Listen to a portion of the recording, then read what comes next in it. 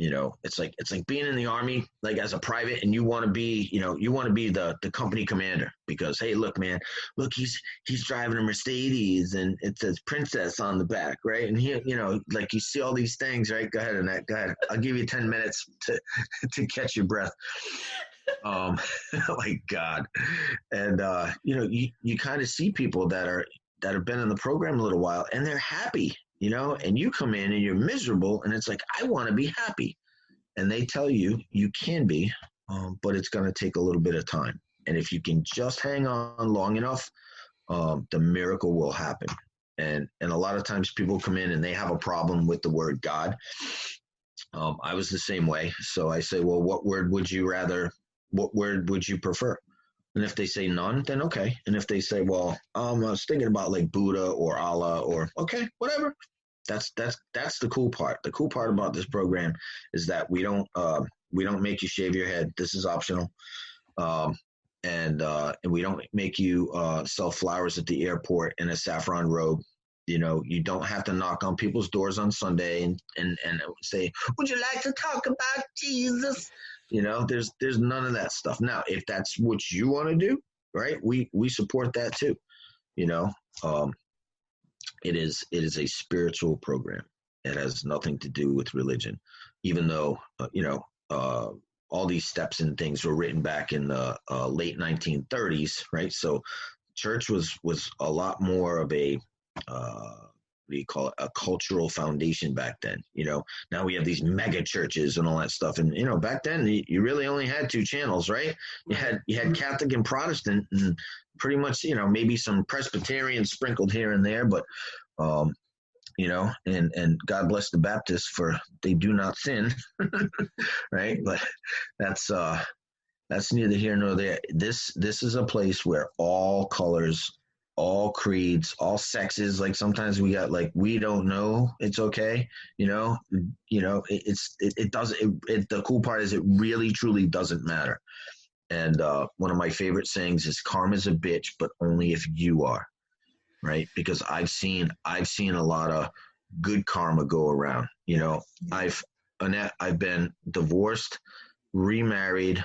I've lost my career, because of my injury, right? I got put on the indefinite injured reserve in the military.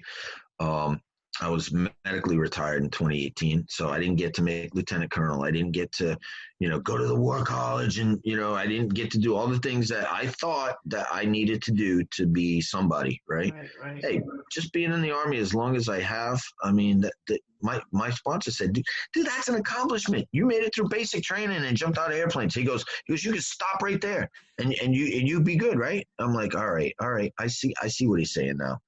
But us type A personalities, there always has to be more, and I'm able now to just sit back and say, you know what, if I have to stop right here and right now, I'm good. I'm all right. I'm good. You might find a couple of people at my wake or my funeral that might be like, yeah, he's all right. He's an asshole. But in the end, he seemed to be okay. I mean, sure. But the other cool part is that I've learned what other people think about me is none of my business.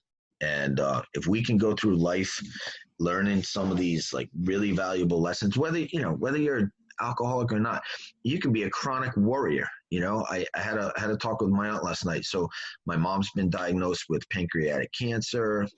She's going through chemo and stuff right now. And she even told me, she's like, honey, I'm worried. I said, what are you worried about, Mom? She goes, dying. I said, we're the ones that got to worry, because when you die, you're gone and you ain't gonna worry about shit, right? No more paying bills and worrying about dad farting and giving you a Dutch oven. You know what I mean? Right? None of that stuff. You're gone, man. No more pain, no more suffering, no more sorrow. And I said, and we will. I said, because my grandmother passed away, oh, God, it's probably been 12 years now. And I said, you remember when Nan died? I said how peaceful it was. And, we cried a little bit. I said, but we all have good memories of her. And I said, and you are going to be no different, And I think that helped a little bit. She probably cursing me under her breath, like, yeah, you just want the boat. you just you just want the condo in Florida. I'm like, I can buy a condo in Florida and I have a boat. Thank you very much. So, I said, and of course I'd much rather have my mom around. Um, but I'd much rather not have my mom around if she's in, severe pain and suffering. So I'm able to, I'm able to visualize all this stuff. Now, is it because, of the Buddhist philosophy and the training and all that stuff? Have I actually become numb to death because I've seen so much of it either through the military and now in recovery? I really don't think so. I honestly, in that, I think it's just that I finally see, I have a tattoo here. And I know your listeners maybe can't see it, but it's a puzzle piece, right? Yeah. All right. And what it does is the puzzle piece is going into, it's like the final, just imagine a 1,000-piece jigsaw puzzle, right? And you have that last piece, right? And you throw it away. It's never quite finished, right? It's never quite complete. Even though you've got 999 of them in there. That was my life.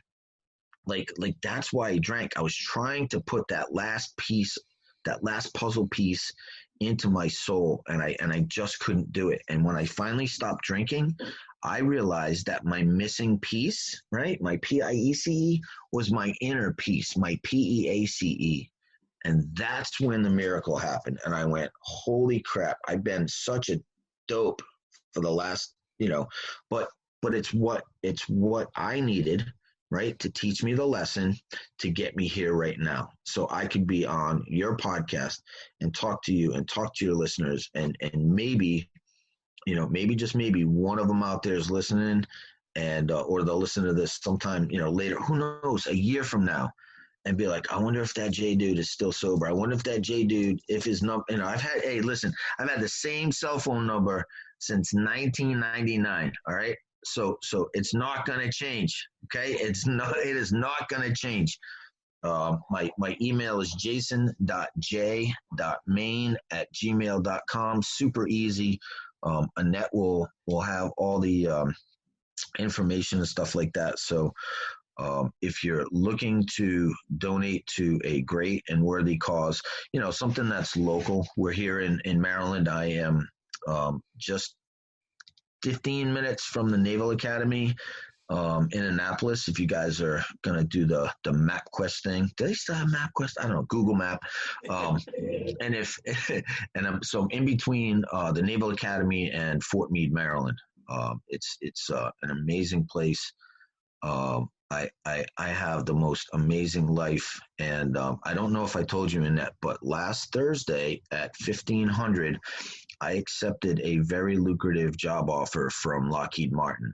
Really? So, yeah, dude, gifts to the program. I'll tell you, listeners, I retired in October of 18. I had to have back surgery, so that took me out for like a year. And during that time, I had applied to a a 3-letter agency. Yeah, that and rhymes with MSJ, something like that. Rhymes with that. And I worked for them for about 3 months, and honestly, it didn't feel right.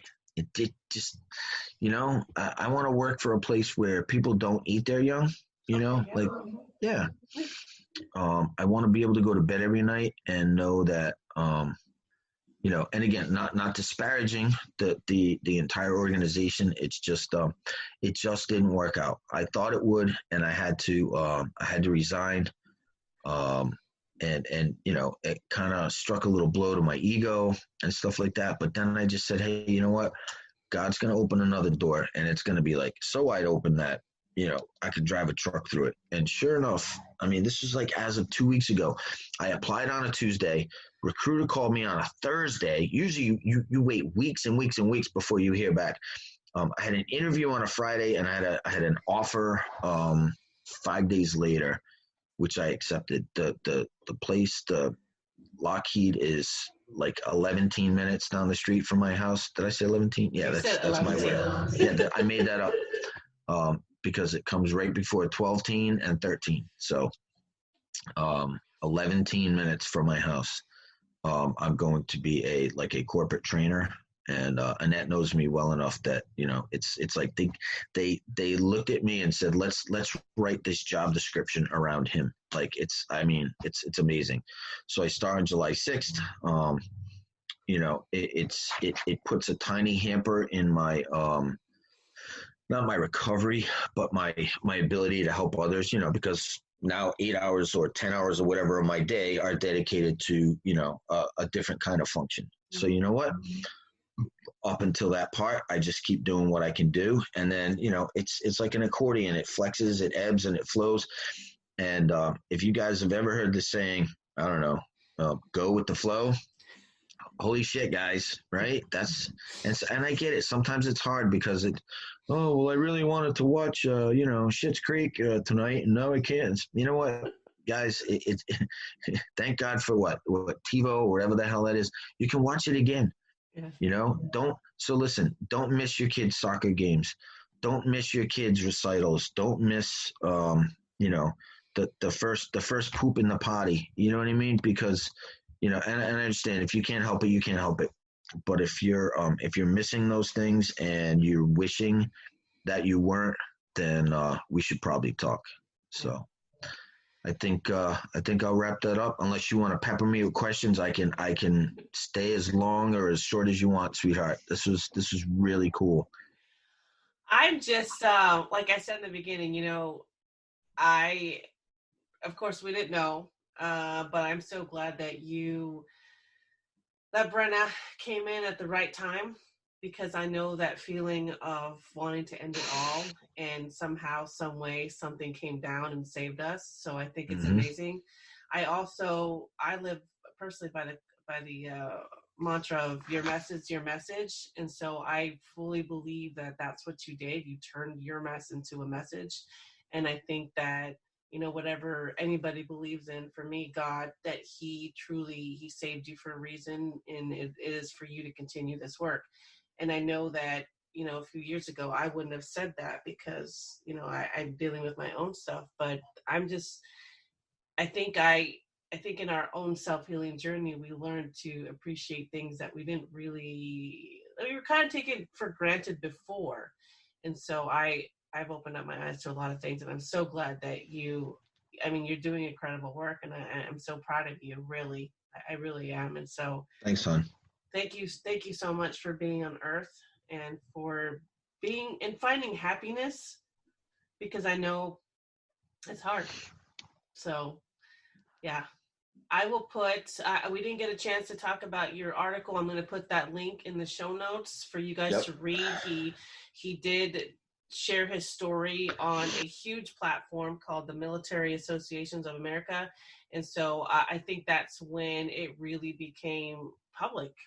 I think that's when you were like, this is it, I'm going to share it. So that's a huge platform. That was a huge thing for him to do. So I'll share that, and I will share his number, his Facebook page, all of it, so that you can reach out to Jay, because like I said, he's come a long way, man. And I'm just so proud of you. So thank you so much for being. And look, this is my wife. Like this is wow. really, like, this is the woman I'm married to. Like, that's for real.